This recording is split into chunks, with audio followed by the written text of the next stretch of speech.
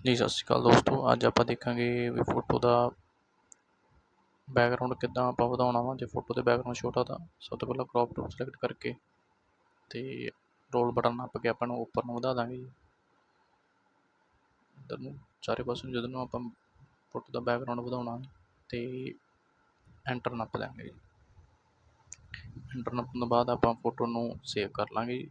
Control shift S ਦੇ ਨਾਲ save ਆਪਾਂ ਮੈਕਸਿਮਮ 'ਤੇ ਜਾ ਕਰਾਂਗੇ ਅਤੇ ਓਕੇ ਕਰ ਦਾਂਗੇ। ਉਸ ਤੋਂ ਬਾਅਦ ਆਪਾਂ ਸੇਵ ਕਰਨ ਤੋਂ ਬਾਅਦ ਇਸ ਸਾਈਡ 'ਤੇ ਆਉਣਾ ਜੀ।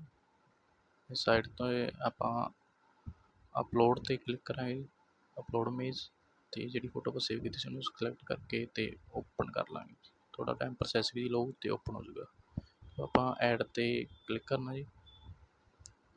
ਐਡ 'ਤੇ ਕਲਿੱਕ ਕਰਨ ਤੋਂ ਬਾਅਦ ਆਪਾਂ ਬੈਕਗਰਾਊਂਡ ਨੂੰ ਕਲੀਨ ਕਰ ਦੇਣਾ, ਸਾਫ਼ ਕਰ ਦੇਣਾ। ਮਤਲਬ ਜਿਹੜਾ ਆਪਾਂ ਬੈਕਗਰਾਊਂਡ ਜਿੱਥੇ ਆਪਾਂ ਐਡ ਕਰਨਾ ਵਾ ਸਾਰੀ ਫੋਟੋ ਦੇ ਸਾਈਡ 'ਤੇ ਬਲੈਕ ਏਰੀਆ ਸਾਰਾ ਕਲੀਅਰ ਕਰ ਦੇਣਾ ਜੀ, ਸਾਫ਼ ਕਰ ਦੇਣਾ ਆਪਾਂ। ਅਤੇ ਉਹ ਤੋਂ ਬਾਅਦ ਆਪਾਂ ਜਨਰੇਟ 'ਤੇ ਕਲਿੱਕ ਕਰ ਦੇਣਾ ਜੀ।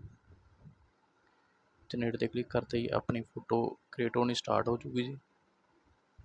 ਅਤੇ ਕੁਛ ਟਾਈਮ ਬਾਅਦ ਆਪਣੀ